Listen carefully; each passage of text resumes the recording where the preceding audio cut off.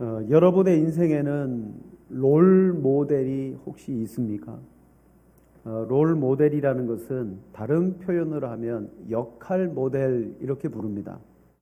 어떤 한 사람을 나의 표본으로 정해놓고요. 내가 그 사람과 같이 성숙할 때까지 그를 모델 삼아서 바라보는 거예요. 때로는 집안의 아버지나 어머니가 나의 롤 모델이 될 수도 있습니다.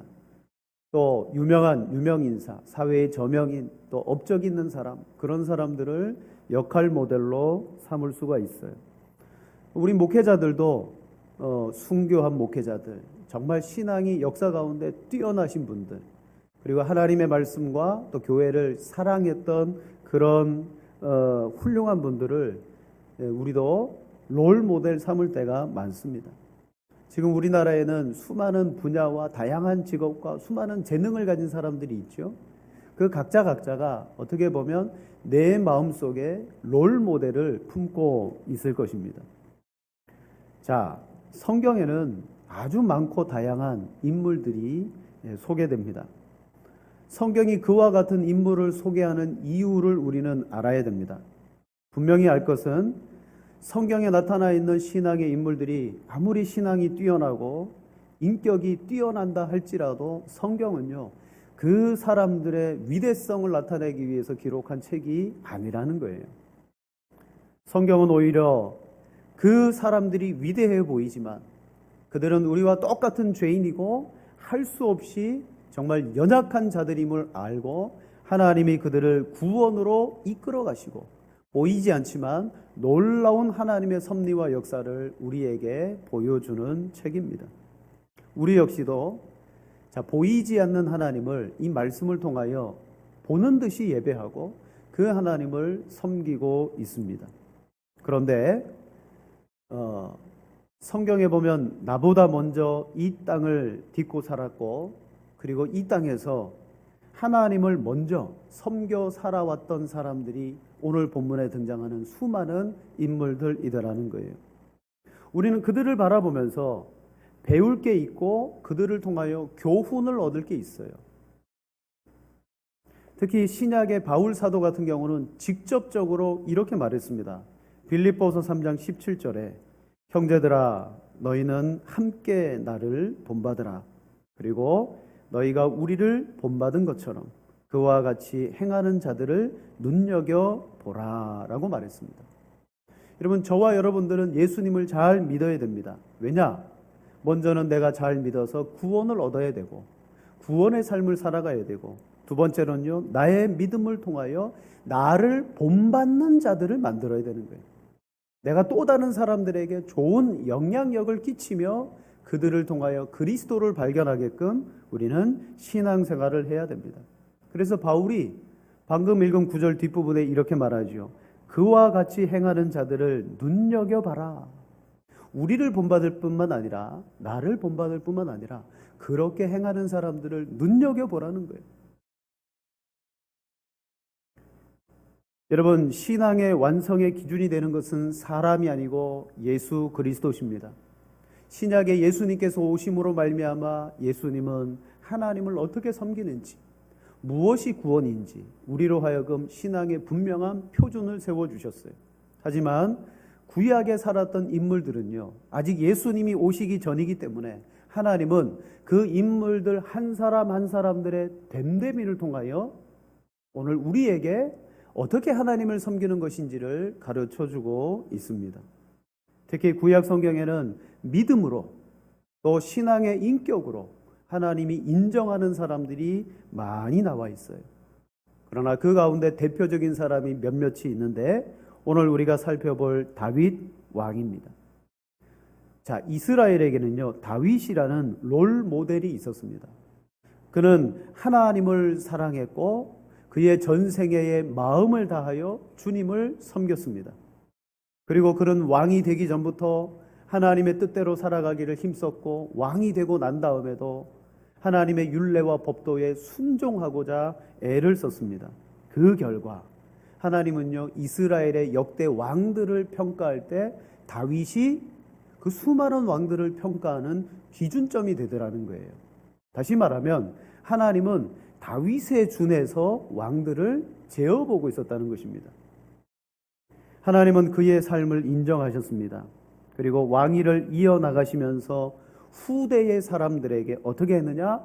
다윗의 행함같이 너희도 그렇게 행하라. 그럴 때 내가 내게 준 왕권이 길리라 라고 복을 주시며 약속하셨어요. 다시 말하면 왕을 세우고서요, 조건이 있는 약속을 주신 거예요. 근데 그 조건이 무엇이냐면 다윗의 행함같이 행해라. 여러분, 이 말씀은 왕들에게만 주시는 것이 아니에요. 오늘 하나님을 섬기고 있는 우리에게도 물론 다윗이 구약의 인물이기는 하지만 그를 통하여 우리가 꼭 배워야 될 신앙의 원리가 있습니다. 첫 번째는요, 후대에게 다윗이 행한 길을 따르라고 성경은 곳곳에 명령하고 있어요. 우리가 열왕기상하 또 역대상하의 책을 읽어보면요, 성경 기자가 어떤 관점을 가지고 성경을 저술하고 있는 것을 우리는 보게 됩니다. 여러 가지 목적이 있습니다. 근데 그 중에 하나가 뭐냐? 바로 하나님이 무엇을 기뻐하시느냐의 관점으로 열왕기상하, 역대상하를 기술하고 있더라는 거예요. 하나님이 기뻐하는 사람, 그 사람의 길이 무엇인지를 보여줍니다. 그래서 성경은 결론적으로 두 길을 우리에게 제시합니다. 두 왕으로 대표됩니다. 다윗의 길이 있고 반대로 여로보암의 길이 있어요. 다윗의 길은 어떻습니까? 하나님을 기뻐하며 섬겼던 길이고요. 여로보암의 길은 반대로 자기를 기뻐하며 자기를 자긍하며 살아왔던 삶입니다. 그래서 성경은 계속해서 이스라엘 사람들과 왕들을 향하여 다윗의 길로 행하라 라고 말합니다. 그리고 그 왕들의 모든 그 인생을 평가할 때 다윗과 여로보암이 평가의 기준이 되는 거예요. 수많은 왕들을 평가했던 기준이 바로 그것입니다. 다윗의 행함같이 행하였느냐, 다윗의 길로 갔느냐. 그것은 하나님의 법도와 명령을 얼마나 순종하며 철저하게 지켰느냐의 말씀이라는 거예요. 자, 다윗은요, 하나님의 말씀을 지키기 위해서 그는 철저했습니다. 그리고 하나님의 명령이라면 그는 목숨을 바칠 정도로 최선을 다했습니다. 그 결과 다윗의 이 통치를 통하여 어떤 이스라엘이 만들어졌느냐? 역대상 18장 14절 말씀에 보면 이렇게 말합니다.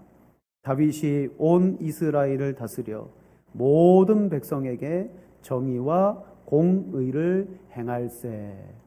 다윗을 통해서 이스라엘에는요, 정의와 공의가 온 이스라엘에게 이루어졌다. 그렇게 말해요. 다윗 한 사람이 하나님 앞에 정말 순종과 믿음의 복종을 통하여 행했을 때 이스라엘 안에 정의가 이루어졌다. 공의가 세워졌다. 하나님은 괜히 우리에게 다윗과 같이 행하라고 말하지 않습니다. 반드시 그 뒤에는 삶의 아름다운 결과물들이 있기 때문에 우리에게 그것을 요구하시는 거예요. 그래서 이스라엘의 앞으로 세워질 왕들을 향하여 하나님은요, 공개적으로 말합니다. 그리고 암묵적으로 말합니다. 너는 다윗과 같이 행해라. 그의 길을 가라. 그렇게 행하고 그 길을 가면 내가 내게 준 왕권이 길리라. 하지만 그렇지 않으면 주어진 왕권도 빼앗길 것이고 하나님의 복도 떠나갈 것이라고 그렇게 말씀했습니다. 자, 그 대표적인 사람이 누구냐면 솔로몬입니다. 솔로몬. 열왕기상 3장에 보면 이제 솔로몬이 갓 왕이 되었어요. 그때 1,000번제들을 드리고 하나님으로부터 지혜를 얻었습니다. 그리고 나서 하나님은 내가 구하지 아니한 부와 명예와 장수를 내게 주겠다. 그러면서 하나님이 이 말씀을 주셔요. 자, 우리 같이 보겠습니다. 열왕기상 3장 14절 말씀. 다 같이 읽겠습니다. 내가 만일 내 아버지 다윗이 행함같이 내 길로 행하며 내 법도와 명령을 지키면 내가 또 내 날을 길게 하리라. 아멘. 이미 하나님은 솔로몬에게서부터 무엇을 요구하셨느냐? 내 아버지 다윗의 행함같이 내 길로 행하면, 즉 솔로몬의 나라와 그의 왕권이 길어지기 위해서는 하나님이 주신 복을 유지하고 더 풍성케 되기 위해서 하나님의 기준에 부합되어야 된다는 거예요. 그 기준은 다윗이 행한 것처럼 솔로몬아 너도 행해라. 그런데 우리는 알고 있습니다. 솔로몬 통치 말년에 어떤 일이 벌어집니까? 그가 정략적으로 결혼했던 수많은 이방의 여인들이 솔로몬으로 하여금 하나님을 온전히 섬겼던 마음을 잃어버리게 만듭니다. 열왕기상 11장 9절 말씀에 솔로몬이 마음을 돌려 이스라엘의 하나님 여호와를 떠남으로 여호와께서 그에게 진노하시니라. 여러분, 우리의 신앙에 있어서요, 예배를 드리고 기도를 드리고 하나님 앞에 헌신하고 봉사한 이런 행위는 둘째치고 진짜 중요한 게 무엇이냐면 하나님께 드리는 내 마음이 온전해야 된다는 거예요. 하나님께 드리는 내 마음이 결코 잃어버려져서는 안 된다는 거죠. 여러분, 이 자리에 여러분이 예배하고 앉아있지만 몸만 이 자리에 있지 내 마음과 생각이 하나님께 가지 않을 수도 있다는 것입니다. 솔로몬은 그의 통치 말년에 어떤 일이 벌어졌습니까? 그 마음이 하나님으로부터 떠나버렸습니다. 자, 마음이 하나님으로부터 떠났습니다. 그 떠난 마음으로 아무리 제물을 드리고 예배를 한들 그게 하나님께 무슨 영향을 끼치겠습니까? 결국 솔로몬이 그 마음이 떠남으로 말미암아 2차적으로 그에게 찾아오는 것은 뭐예요? 당연 하나님이 주신 법도와 율례는 불순종하게 되어져 있는 거예요. 여러분, 말씀을 순종하는 것은 단지 지켜야 되겠다, 행해야 되겠다, 그게 아니에요. 겉모습이 아닙니다. 내 마음을 다하여 순종하는 거예요. 이미 마음이 떠났는데 무슨 순종과 복종이 나오겠습니까? 우상을 숭배하고 그 결과 다윗의 행하는 길로 솔로몬은 가지 않았습니다. 그래서 오늘 성경 말씀에 하나님의 징계와 진노가 임하는데, 자, 본문 보세요. 32절과 33절 두 절을 같이 읽겠습니다. 오직 내 종 다윗을 위하고 이스라엘 모든 지파 중에서 택한 성읍 예루살렘을 위하여 한 지파를 솔로몬에게 주리니 이는 그들이 나를 버리고 그모스와 암몬 자손의 신 밀곰을 경배하며 그의 아버지 다윗이 행함같이 아니하며 내 길로 행하지 아니하며 나 보기에 정직한 일과 내 법도와 내 율례를 행하지 아니함이니라. 아멘. 최소한 하나님이 원했던 왕들의 기준이 뭐냐면 다윗의 길입니다. 다윗과 같이 행하면 부와 귀와 장수와 왕권을 보장해 주겠다. 그런데 다윗의 혈육이라 할지라도, 다윗의 직계 아들이라 할지라도 그가 그렇게 행하지 않았을 때 하나님의 기준에 미치지 못했습니다. 그 결과 솔로몬이 죽고 난 다음에 그 아들 르호보암 때에 하나님의 징계가 임하여 이 나라가 두 갈래로 갈라져 버리고 말았다라는 거예요. 여러분, 우리는 여기서 알 수 있습니다. 이 하나님의 장구한 복, 왕으로부터 주어지는 왕권, 부와 명예와 귀, 이 모든 것들이 다윗의 혈통이라 할지라도 자동적으로 주어지지 않는다는 거예요. 자동 아닙니다. 여러분, 다윗과 솔로몬, 르호보암 다 한 혈육입니다. 그런데 하나님은요, 솔로몬에게도 말하는 거예요. 다윗의 아들이라 할지라도 너는 다윗의 행한 것처럼 내게 순종해라, 율례를 행해라. 자동이 아니에요. 여러분, 우리 신앙생활이 같은 가족이 있기 때문에 함께 뭐가 되고 자동적으로 된다는 생각 가지면 안 돼요. 제가 목사니까 목사님 아들은 자동적으로 구원받겠지. 그럼 그렇게 생각하는 분 안 계시죠? 그죠? 자동적으로 구원받는 게 없어요. 저도 제 믿음을 따라서 하나님 앞에 삶을 따라서 구원을 얻고 제 아들도 제 자녀들도 하나님을 향한 믿음과 그 삶을 가지고 여러분 구원을 받는 것입니다. 하나님의 복은 혈통이나 육정으로 주어지지 않는다는 거예요. 그런데 신약에 오면요, 유대인들이 착각을 해도 너무 착각한 게 있습니다. 그게 뭐냐? 우리는 아브라함의 자손이니까 자동적으로 구원을 받는다라고 생각했어요. 그게 이 이스라엘 백성들의 착각이었습니다. 그래서 누가복음 3장 8절 말씀에 보면 그들을 향하여 신랄하게 이렇게 말합니다. 그러므로 회개에 합당한 열매를 맺고 속으로 아브라함이 우리 조상이라 말하지 말라. 내가 너희에게 이르노니 하나님이 능히 이 돌들로도 아브라함의 자손이 되게 하시리라. 아멘. 누구든지, 이 말은 뭐냐면 하나님의 기준에 부합되지 아니하면 혈통, 혈육 그 다 필요 없다는 거예요. 하나님의 기준에 부합되어야 그가 하나님의 사람이고 하나님이 인정하시겠다는 거예요. 즉 구약 성경에 하나님의 인정하시는 기준이 뭐냐? 다윗의 행함의 길입니다. 그러므로 솔로몬과 르호보암에게만 기회가 주어지는 것이 아니라 오늘 성경에 보면 두 번째로 여로보암에게도 복을 받을 수 있는 기회를 하나님이 주셔요. 자, 우리는 이미 성경을 알고 있기 때문에 여로보암이 어떤 왕이라는 것을 다 마음에 가지고 계십니다. 왜냐? 앞에도 말씀드렸어요. 다윗의 길이 있고 반대로 여로보암의 길이 있다 그랬어요. 여로보암은요, 하나님을 섬기지 않았습니다. 하나님을 섬기는 척하지만 그의 모든 삶은요, 우상 숭배와 자기를 섬겼습니다. 그는 우상 숭배를 주도한 악한 왕입니다. 하지만 적어도 오늘 열왕기상 11장까지의 여로보암은요, 순수하고 부지런하고 하나님 보시기에 그래도 꽤 괜찮은 사람이었어요. 그래서 하나님은 여로보암에게 기회를 주셔요. 자, 28절 말씀 한번 보세요. 오늘 본문 위에 이 사람 여로보암은 큰 용사라.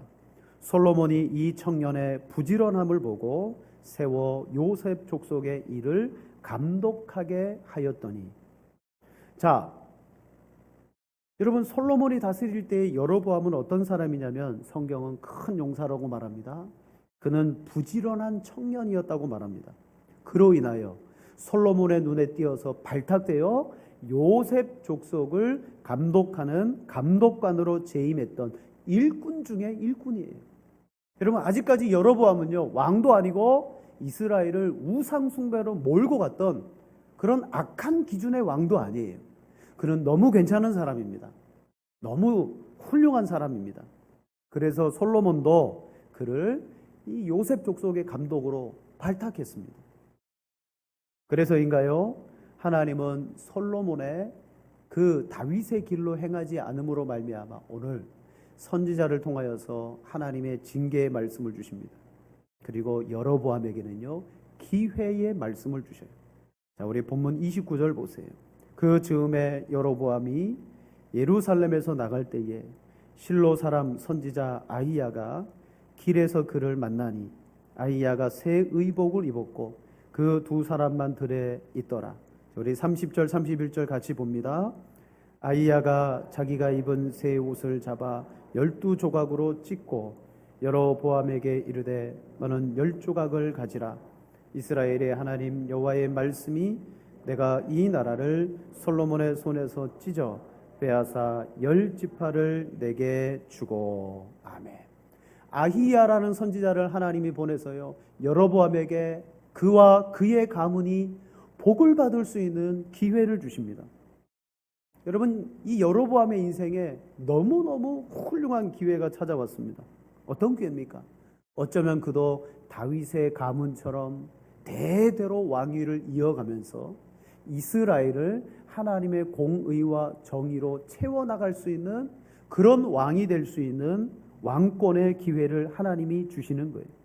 그런데 기회를 주시면서 하나님은요, 기회만 주는 게 아니라 그에게 기준을 제시해 줍니다. 똑같이 기준을 제시해 줍니다. 솔로몬에게 준 기준과 똑같아요.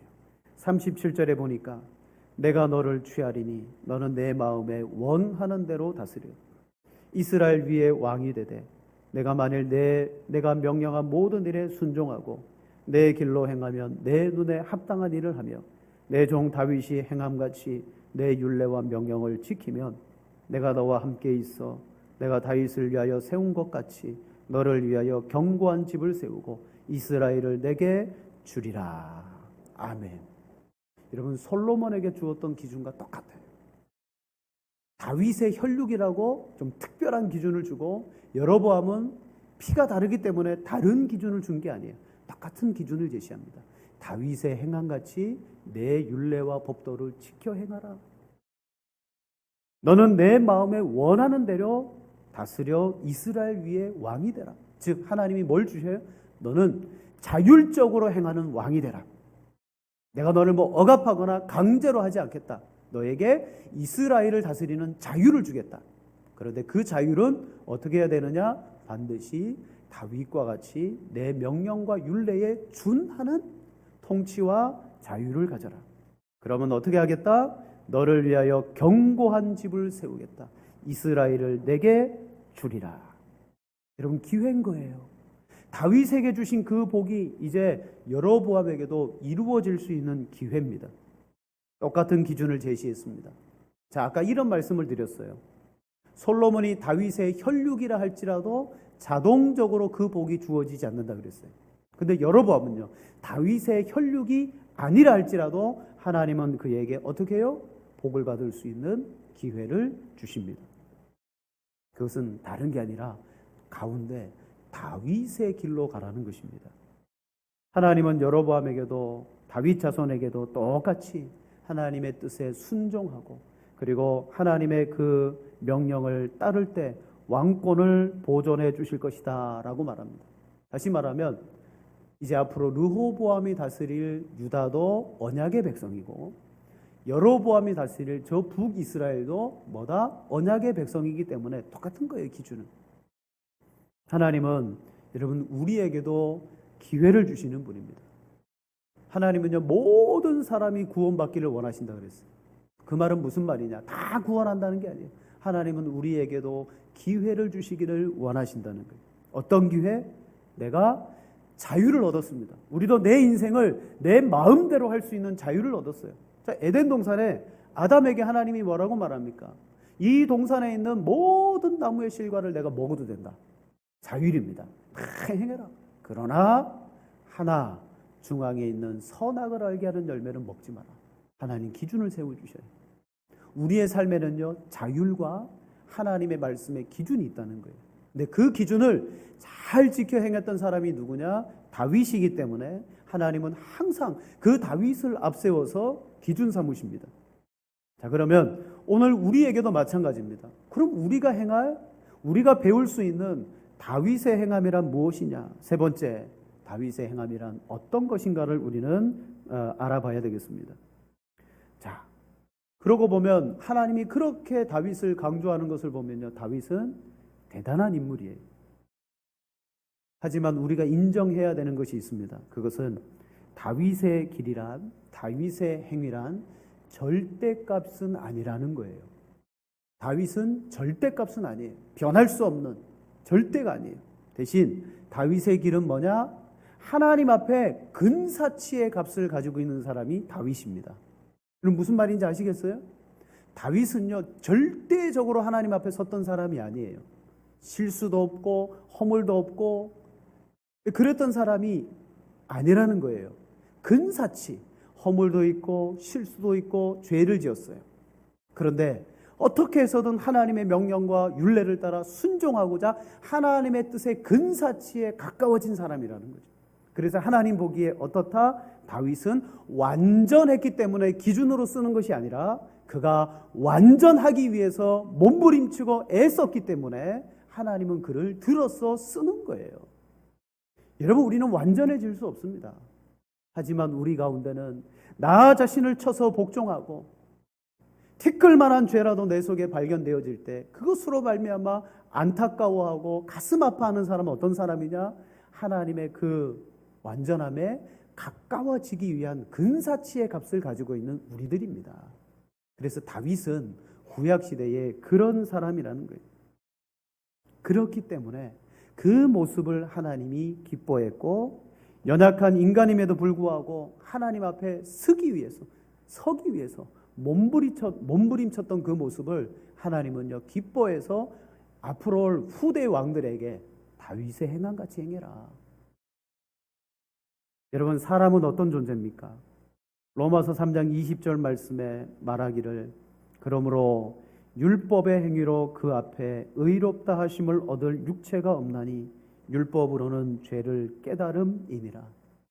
우리가 율법을 지켜서 하나님 앞에 야, 너 의롭구나, 너 율법 지켰기 때문에 다 지켰기 때문에 구원받겠구나, 그럴 사람이 아무도 없다는 거예요.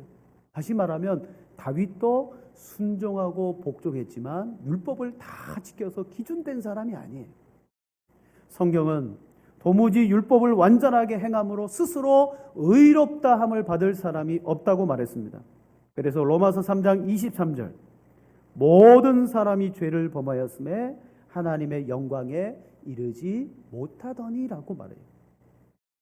다윗도 여기에 포함된 사람입니다. 그 모든 사람에 여러분 빠진 사람이 아니에요. 그는 뭐 툭 줄나가지고 기준이 된 것이 아니에요. 그는 모든 사람에 포함되어졌어요. 하나님의 율법을 통하여 구원을 받거나 의로워질 수 없는 사람입니다.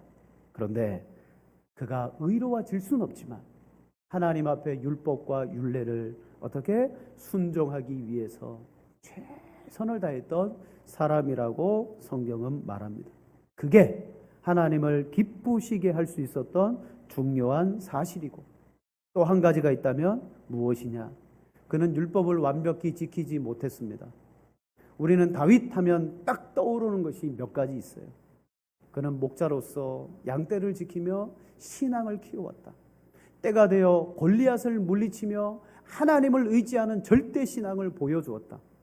또 사울 왕의 핍박과 고난 속에서도 하나님의 주권과 섭리를 인정하면서 그는 오래 참고 기다렸다. 그러나 실수가 많죠. 밧세바를 취함으로 말미암아 그가 율법을 깨뜨리고요, 살인을 저지름으로 말미암아 극악무도한 죄를 지었어요. 그런데 율법을 깨뜨렸지만 선지자의 책망을 듣고 나서 그는 어떻게 합니까? 즉각적으로 돌이키더라는 거예요. 하나님 앞에 진실한 회개로 나아가더라는 것이죠. 그의 통치 말년에 그렇게 말렸는데 인구조사를 했어요. 내 국민들과 나의 군사들과 내 세력이 얼마나 크냐. 그럼 그걸 뭘 나타내요? 하나님이 지금까지 그를 지켜주셨는데 통치 말년에 다윗이 치매가 걸린 것 같아요. 내 위력과 내 세상이 얼마나 큰가를 죄다가 범죄했습니다. 그리고 하나님께서 그에게 진노할 때 어떻게 합니까? 그는 또 즉각적으로 돌이켜서 회개하더라는 거예요. 여러분, 다윗의 행함, 다윗의 길은 무엇이냐? 그는 철저하게 율법을 행하여 완전한 사람이 아니라 그는 우리와 똑같은 죄인이며 율법을 통하여 완전해질 수 없는 사람입니다. 그도 범죄하고 그도 하나님 앞에 잘못을 저질렀으나 다윗의 행함이라는 것은 이거예요. 결과적으로는 그는 하나님의 은혜와 긍휼에 호소했던 사람이더라는 거예요. 여러분, 이걸 말하는 거예요. 성경은요, 우리도 다윗처럼 율법을 다 행하고 하나님의 말씀을 다 순종하면 완전하다, 그거 말하는 게 아닙니다. 성경은 완전한 사람이 없다. 그런데 다윗을 제시하는 이유가 뭐예요? 근사치에 가까우려고 몸부림쳤으나 끝내 이르지 못했다. 범죄했다. 그 역시도 심각한 오류와 죄에 빠졌다. 그럼에도 불구하고 그는 하나님 앞에 긍휼을 베풀어 주십시오. 하나님 은혜를 더해 주옵소서. 하나님이 어떤 분인지 알았던 사람이에요. 하나님은 징계를 내리시고 심판을 베푸시는 분이지만 그럼에도 불구하고 하나님에게는 은혜와 긍휼이 있음을 알았습니다. 그래서 다윗은요, 항상 율법을 행하다가 나라를 다스리다가 그가 실수하고 실족할 때마다 어떻게 했느냐? 하나님 바라보며 주님 불쌍히 여겨 주옵소서. 하나님 내게 긍휼을 베풀어 주옵소서. 이게 뭐냐? 이게 다윗의 길이라는 거예요. 여러분, 이스라엘의 역대 왕들이 다윗의 길로 행했을 때 그들이 다 율법 잘 지켜서 행한 게 아니에요. 그 성경을 쭉 찾아보면요, 유다 왕들 다윗의 길로 행했지만 산당에 가서 제사도 드렸고 또 우상도 좀 숭배했고 율법도 어겼고 그런 왕들이 수두룩 빽빽합니다. 근데 왜 그들을 향하여 다윗의 길로 갔다고 말하느냐? 결국에는 그들은 하나님 앞에 회개하며 하나님의 은혜를 구했기 때문에 그 길이 뭐냐? 그게 다윗의 길인 거예요. 그럼 여로보암의 길은 뭡니까? 솔로몬이나 다윗이나 똑같이 하나님의 복을 받아서 조건, 내 율례와 법도를 행해라. 그러면 내 왕권이 오래될 것이다. 하지만 그들은요, 그 왕권을 가지고 통치하다가 어떻게 됩니까? 다윗과 별반 차이 없어요.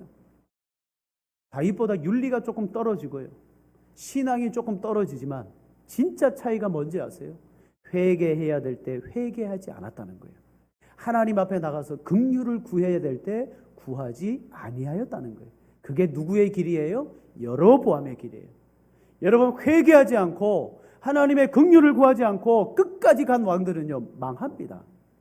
이스라엘 BC 722년 망합니다. 왜 망합니까?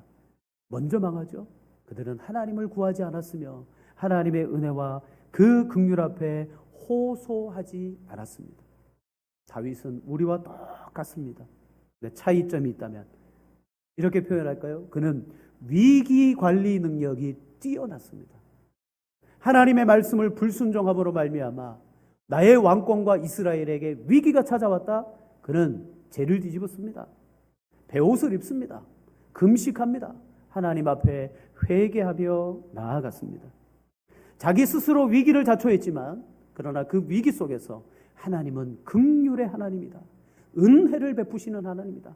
그 하나님 앞에 눈물을 보이고 회개하고 애통함으로 나갔을 때 하나님은 그를 어떻게 하셔요? 회복하시고 그를 세워주십니다. 하나님의 그 말씀의 근사치에 간 거예요. 하나님이 기뻐하셨죠. 그래서 하나님은 다윗의 길을 사람들에게 제시하는 거예요. 너희도 다윗처럼 율법 완전히 지키라가 아니에요. 지키도록 애쓰고 말씀을 따라 살도록 애쓰지만 두고 봐라. 너희의 힘으로 안 될 거다. 반드시 끝에 가면 자신을 한탄하면서 나는 왜 이 모양일까? 나는 왜 이것밖에 안 될까? 그럴 것이다. 그러나 진짜 하나님의 사람은 그 순간 하나님 앞에 호소하게 되어 있다. 하나님 은혜를 베풀어 주옵소서. 여러분, 성경에 등장하는 여로보암은 악인입니다. 그는 이스라엘의 악한 길을 갔던 왕입니다. 그런데 그 이스라엘 왕들 가운데요, 업적을 많이 이룬 훌륭한 왕들이 많이 있습니다. 근데 그것뿐이에요. 하나님 뭘 봐요? 그가 하나님을 진짜 알았느냐? 그 하나님을 알므로 말미암아 무엇을 기뻐하는지를 그 왕들이 알고 있었느냐? 하나님이 기뻐하는 것은 나를 내려놓고 하나님의 은혜를 찾는 것이었습니다. 그게 바로 다윗과 여로보암의 길의 명백한 차이예요. 성경에서 말하는 악인들의 특징이 있습니다. 우리 성경을 한번 찾아봅시다. 로마서 3장 9절과 12절. 9절과 12절 다 같이 읽겠습니다. 그러면 어떠하냐? 우리는 나으냐? 결코 아니라. 유대인이나 헬라인이나 다 죄 아래 있다고 우리가 이미 기록된 바 의인은 없나?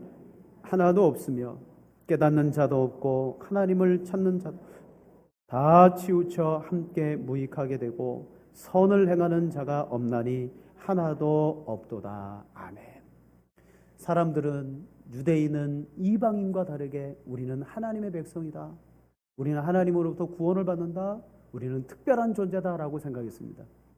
또 이방인은 이방인 나름대로 또 저마다 신앙과 그들의 어떤 주장할 것에 대해서 자랑했습니다. 근데 사도 바울은 뭐라고 말해요? 유대인이냐 이방인이냐 차별이 없다. 똑같아. 무엇이 똑같느냐? 우리는 죄인이며 우리는 다 악인들이다. 그리고 그 악인들의 특징은 하나님을 구하지 않고 다 치우쳐서 하나님을 찾지 않더라라는 거예요. 자, 말씀을 마치겠습니다.